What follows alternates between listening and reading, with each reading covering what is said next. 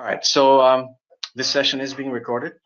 So if you're unwilling to be part of the recording, please drop off now. We're planning to go for about 30 to 40 minutes today. My name is Ismail, and I am the CEO of IoTap. I'm based out of the DC metro area. My company, IoTap, is a Microsoft Cloud Solutions partner, and Work365 is the application that we've developed on Dynamics 365 for cloud services companies like all of us. Today, we will talk about self-service and marketplace options with Work365. I will try to differentiate the two and talk about how Work365 supports the scenarios around customer-facing situations, and I'll share some of our own experience. And then we'll also talk about version 1.5, which is now available. This is a significant release with many more self-service scenarios. Through the course of this presentation, I will be doing some polls. So I would request your participation. This gives us the feedback that we're looking for to improve what we're doing. All right, moving on here. So before we get into the meat of this topic, it's kind of customary to talk about market and trends, so I will stick to that tradition and do the same thing here. Generally, self-service adoption will continue to increase. Gartner and a lot of other research firms predict that by 2020, a customer will manage 85% of the relationship with an enterprise without interacting with a human. We all get hit with these numbers all the time, and I'm not really one for these marketing types of numbers, but the trend is very tangible. Self-service is important. For those of you that have worked with us, you will have probably used one of our e-commerce sites to transact or buy some of the services. Self-service is really about customer experience, and buyers will pay for better customer experience. Point I wanted to mention about customer experience and customer service is, in my mind, customer service is the service received by a customer through customer initiatives to resolve an issue. So something that is broken, not right, and they need help. And customer experience, on the other hand, is everything the customer experiences when working with you. It's the overall combination of interactions that you enable proactively or reactively, right? So in that vein, self-service portals is really not about offering better customer service, but actually about overall customer experience. And that always brings me to my point about why we call Work365 a customer experience application. Okay. I'm going to do a quick poll here. This is our first poll. We'll get this going here.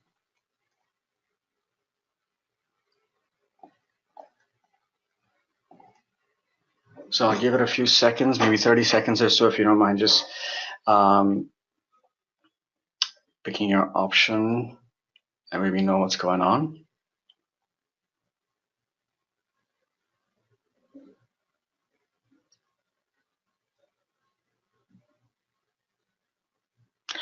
We have about half the people that have voted. I'm going to give it another 10 seconds.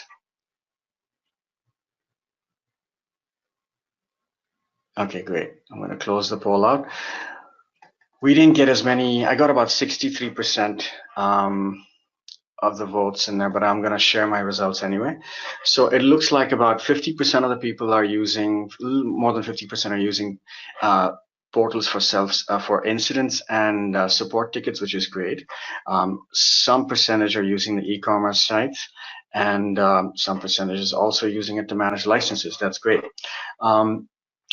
My guess is that if you're using e-commerce, you're not using support for this using the same portal, but we'll talk about that here.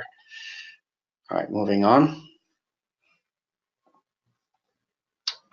All right, so I want to talk about some foundational items, right? We're all selling stuff and running a business. We have all been in this business for a while, selling and servicing customers with Microsoft or some other products. And now we have this whole CSP thing that we're doing. This cloud thing is being talked about and hyped up all day by Microsoft, by distributors, by cloud consultants, marketplace companies, and even people like me. So I want to take this slide to really drive home our discussion on one of the key tenets, which is around cloud profitability. So if you take all these massive cloud plans and game plans that we have and break them down, we have these 4 buckets of things that we do. We need to make sure we have some process or system to sell these services, and then support or deliver them, and finally bill for these services that we sell in the cloud. And in terms of cloud profitability metrics, costs are associated with doing these things, and they're generally in these 2 buckets: customer acquisition costs and the cost of service. We always want to find a way to drive our costs down or manage them in a way that we can still scale our operations. Now, I'd like to just tuck this slide away, and we'll come back to it later in the discussion. So we're talking about customer acquisition costs and cost of service. So now let's talk about these costs and service scenarios that we can enable with a portal or through a site, right? I have here a broad range of scenarios, ranging from marketplace to a knowledge base. These are the typical kinds of things you can enable for your customers. So a quick definition: an online marketplace is a type of site where a product is provided by multiple third parties, including the original parties probably, and transactions are processed by the marketplace operator. Support and incidents. This is a portal where a customer submits tickets, manages the status and life cycle of a support or incident. What I mean by managed services is where a customer can go online and change or modify the service that they have, usually the licenses that they've purchased.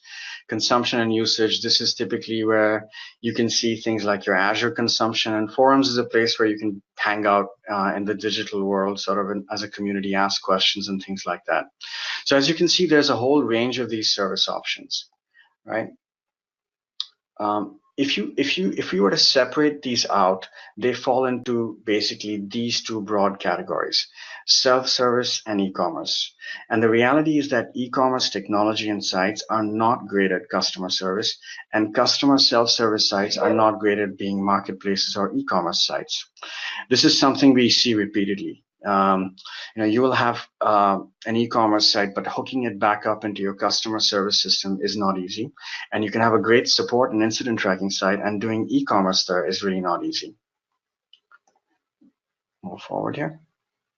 So in the case of e-commerce or marketplace, the technology is really focused on things like pricing, product catalog management, payment, and transactional capabilities. And on the other side, you're looking at really a customer engagement and customer service type of scenario where you're really enabling the CRM type of capabilities. Both of these worlds, for all practical purposes, are actually separate. If you have purchased an incident and ticketing solution, it won't have a marketplace for you. And if you have a marketplace, it won't have a robust case management solution that works with your CRM system.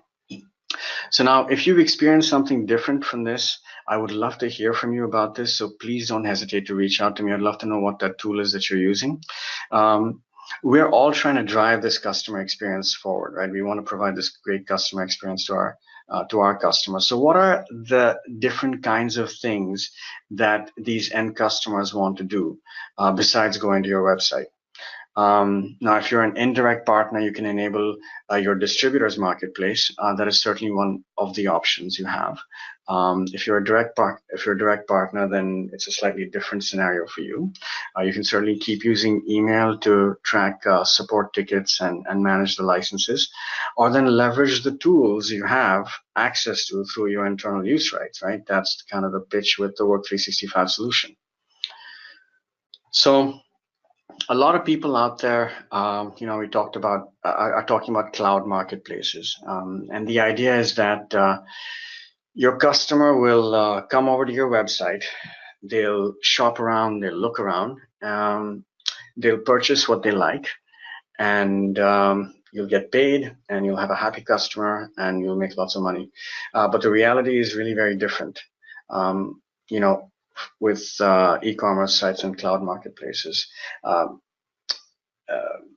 Don't get me wrong on this. We have like I said, an e-commerce site. It's online.iotab.com and online.work365apps.com. You can visit them, get a feel for what they look like. But if you're working with us, you'll probably have already, and you would have, like I mentioned, used a Work 365 app site. Now, if you're looking at a cloud marketplace, and if that was all that you needed, a cloud and IT consulting business, our cloud and IT consulting business really would be struggling. There are a lot of companies like GoDaddy, Rackspace, Microsoft, and even Amazon with some of the best cloud marketplaces out there where you can buy Microsoft Office 365 or these other licenses. But as partners, we still get leads. We work with customers in our core market segments in spite of these marketplaces and all these giants. So on this slide, really what I want to talk about is when and why you should consider a marketplace. For all of us on this call, I can probably speak confidently and say that the cloud revenue that we have is not the majority of our sales. We still sell a lot of services. A cloud marketplace or e-commerce site is important for some of us, and it works well specifically in situations like this. If you're showcasing your specific products, if you have a marketing, sales, and delivery strategy that is fully backed up with this technology. So unless you're selling your own IP, an investment in a marketplace is probably not the first thing you should look at. It's a significant investment and it takes away from your bottom line. So as an example of this, I wanted to talk about our own online.iotap.com site. This is built on the Work 365 e-commerce site. And this is where we showcase some of our marketplace type of products. You can find Office 365 products, some of the other partners that we work with. Now we also appear on the top of the search results when you search for Office 365 in my area. If you look for buy Office 365 in Reston, we will be the top search result. But we actually don't make any sales from this site without actually engaging with the customer first. We, in fact, don't even enable the full purchase experience because we want to engage and drive that sale. We're not like GoDaddy or Rackspace where we have, hundreds of people transacting, and that's not our business model because that's not where we generate most of our revenue. It's really around the sales and service of products and service. Sorry, it's around the sale of services and products. All right, now another example. On this site, this is our Work 365 app site. This is the site where we actually absolutely have e-commerce. These are our own products. There is no mixing of our services and these products. Customers that come here find something they want to purchase. We have a defined sales process that takes them through all the nurturing, ensuring that they get a trial for our product, and then eventually know where to buy the product. So if you go online and search for one of our add-ons here, which would be CRM record clone or whatever, you'll see that we show up right after, right at the top of the results, even there. And the process and engagement there is very different. All right, so just recapping this. So for the e-commerce solution or cloud marketplace, it makes sense if you have your own IP. Or if you're in the margin business, which is the resale of products, the only way to justify that really is by having a lot of scale and volume. And companies like GoDaddy, Rackspace, CDW, and the others have this fairly well covered. Bundling alone is not sufficient to justify this investment. Maybe at this point, I excuse me, do run the risk of losing some of the people on this call who think that they don't need to do anything, but that is also not the case. Because we're striving for great customer experience while driving costs lower, we need to continue to think about how to provide those, how to service those scenarios. So that brings me to this slide, back to self-service. So looking at the self-service stack that we reviewed on that previous slide, as part of our internal use rights, you have access to a customer service portal. This portal is part of the customer engagement plan benefits that you receive as an Action Pack, Silver, or Gold partner. And it includes these capabilities: knowledge base, support tickets, and forums. Now, as Microsoft CSP partners, you're 50% of the way there with these self-service scenarios. And because of the way Work 365 is developed, whether you are a direct partner or an indirect partner, you can enable these capabilities for your end customers. They can manage these services, view their Azure consumption, view their invoices, all through the portal, tools that you already have through your internal use rights. The idea is that Work 365 and the customer engagement portal can be used to deliver that complete self-service scenario. All right. So let's take a look quickly at the self-service portal that is now enhanced with version 1.5. A lot of this functionality that I'm going to talk about today, actually not a lot, two-thirds of it is going to be through version 1.5. As you notice, for those of you that already have it, there's going to be a change in the look and feel a little bit. There'll be a drop-down that includes these functional areas like subscription management, usage, and invoices. Okay.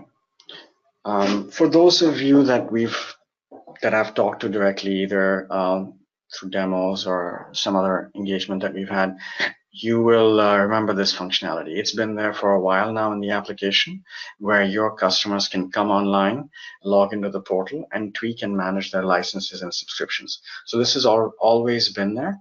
Just wanted to make sure we recap this.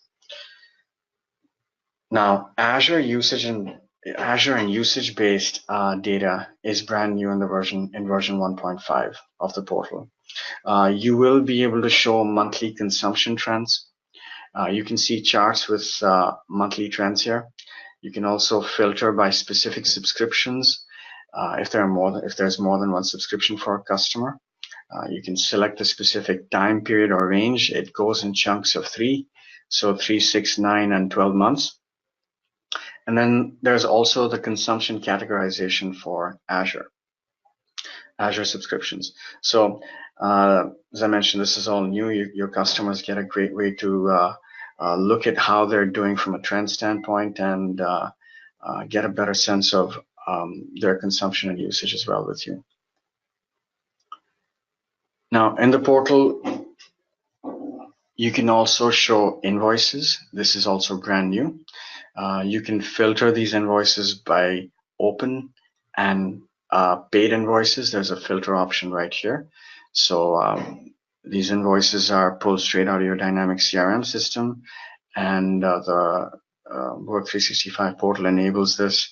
Customers can see what's open, and as you can see, they get more details. There's also going to be a PDF attachment that they can download to see the exact invoice document as well. And in case if you're wondering how the PDF document happens, as I mentioned, that's part of the 1.5 release for those that are already using the application. And we'll look at that again in some more detail when we talk about 1.5. So we started with this partner checklist to cover the high-level buckets of service and costs and cost areas. We talked about the self-service, and the idea is that these tools, with these tools, you are going to be able to shrink these costs, which gets back to one of our core tenets around driving cloud profitability. These self-service scenarios and tools help you shrink these costs and drive better customer experience. These are the two main reasons really why you should be thinking about self-service. All right, so I want to talk about version 1.5. We'll take about 5 or 10 minutes to do this. This has been a significant release for us, both from an application infrastructure and functionality standpoint. This allows us, this release allows us to bring features faster and support the application much better. So we have better help resources now, or actually I should say that we have help now. We didn't have it before. Azure consumption data usage reports are significantly improved. You could always print out invoices, but now we have the enabled PDF generation that can also automatically send invoices to customers. And there are some great predictive and proactive types of features which around the dashboards which we'll look at. All right, so we'll just jump right into it. When you open 1.5 of the version 1.5 of the application, you will see some new navigational items. The Work 365 dashboards are now visible within the application tile. There's also the jobs entity, and you will see the help and about. This is what I've been asked for quite a bit, and I'm happy to say that it's finally here in version 1.5. And I have various reasons why it's taken this long. And the main reason is it's been changing drastically. So every time we wrote some help, we had to change it. So here we are. It's there now. So here's a look at what that help section looks like. You will find links for documentation and videos. We're still working on some of the content and trying to add as much as we can, as quickly as we can. So this hopefully provides you some good access to tools around videos and documents. And we now will have a consistent way to deliver change logs and any known issues. The configuration screen hopefully looks a lot better to everybody. And there's a lot of new configuration in version 1.5. I'm not going to cover all that right now, but the one thing that you can see in the bottom of this is there's an invoice email recipient, and there's an invoice template that you can select, which allows you to then automatically send the invoices to your customers. All right, as I mentioned, we have new capabilities on the usage-based subscription for Azure. This will work better for direct partners or wherever we have API integration to pull usage data into the system automatically. There are 3 new fields that enable a lot of capabilities around alerting and generally providing usage-based data for your Azure subscriptions. The fields are quite self-explanatory, but the consumption data is now actually pulled in on a daily basis instead of on a monthly basis. So you can get alerted quickly when there is a breach of these thresholds. In the past, we were doing monthly polls. Now we're doing daily polls of the data. That gives you a much better visibility into what's really happening, the cost trends, and you can take action there. And all this can be obviously visible through the portal as well. All right, on the billing contract, there's now an auto send feature. This configuration item or this feature obviously is again easy to understand, but what this allows you to do is automatically send the invoice based on the billing cycle for this billing contract directly to the primary billing contact. You can certainly modify the template to include whatever information you need in it, and then allow the system to automatically send these invoices for you. We now have much more visibility and the infrastructure for us to manage these Work 365 jobs. What you're seeing on the screen now are instances of tasks that are being performed by the system. And as they get completed, they move into this inactive state. So what this does is really allows for much better control and scale for us to enable new capabilities in the product and application, and also support the application a lot better. So you should be able to see these jobs enabled for you in the Work 365 version 1.5. All right, coming back to the billing admin dashboard, I keep bringing this up because this is what really drives usage and adoption and making sure the system is running well for you. I'll just quickly cover some of these styles.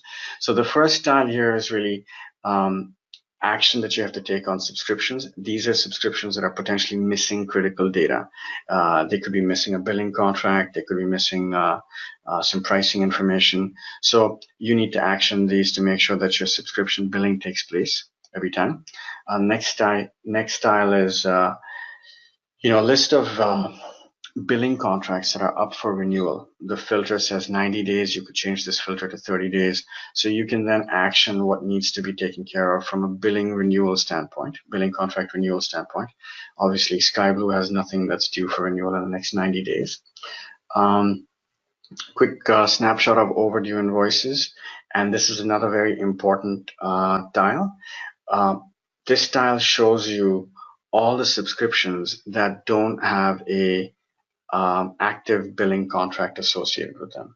So what this means is that this subscription is live. It's actually something that you've sold to your customer, but it's because it's not tied to a billing contract, it's potentially leakage. So you need to ensure that this is completely zeroed out. There should be no active subscriptions with in this tile. These other things are pretty simple. Billing contracts are, I'm sorry, wanted to go back here a little bit. These are billing contracts that are due for invoicing. So gives you your accounting team a view in the future to know what to do. And because with Work 365, you don't have to set a specific invoice date. You can start your service the day your customer signs up for you. This allows you to have that visibility into when you'll be generating the invoices. Just some invoicing information is also showed here on this dashboard. All right, I'm going to do another quick poll.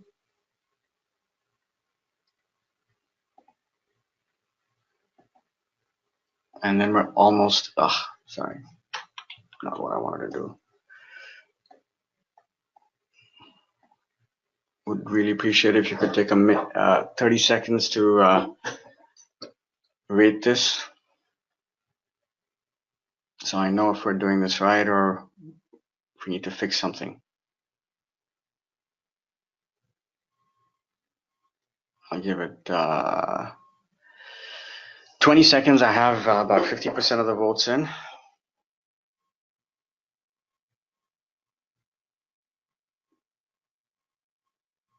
It looks like we're, oh, no. Okay, another 10 seconds. Almost there, we're at 60%. If you could please vote, that would be great. Send me feedback, that'd be great. All right, I'm going to close the poll now. So it looks like we have about, I'll share this. It's a little more than half of you thought this was very helpful, but nobody thought it was a waste of time. So that's great. Thank you. All right, coming out to our close and finish line here. So I'll close with these some remarks here. There's a new resource available for you here on this site. It's on this link, sorry. It's Work 365 webinars. So this is a YouTube channel. If you want to go ahead and subscribe to it, that way you have easy access to all these sessions we're doing on a monthly basis. And even if you miss them, you'll be able to see the recorded versions on this YouTube channel. I plan to put them out there, and of course on our Yammer site. It'll be in both the places. Work 365 is on AppSource, as I mentioned earlier, and we're looking at, we're working through a technical issue there right now with AppSource to allow everyone who's installed the application to upgrade the application as well through AppSource. This will hopefully make it easier for everyone using it to get the latest version rather than us, sending you these import files and things like that. But please remember, whenever you upgrade the application, to click on the upgrade button on the solution. We have been tracking to a monthly release cycle, and the next release, I wanted to give you a little preview, will be focused on sales incentives and reporting and tracking sales commissions for subscription sales. Of course. One of the challenges I hear about in speaking to partners is, on how to incentivize cloud sales, and then more importantly, how to track and generate commission reports for the sales team that are eligible for these. Hopefully, with this tool, with the ability to track all your subscriptions and services, and also then have these incentives allows us to really scale our cloud and CSP business. Also, our next webinar is going to be scheduled for the end of the month. This is going to be with George Meller. Please look out for this information. This will be a two-part series. On these sessions, we discuss a lot of tactical items, some stuff around the application and these updates and things like that. But this series will be focused around really the sales and the business strategy around cloud enablement. So with that, I will actually open it up for questions.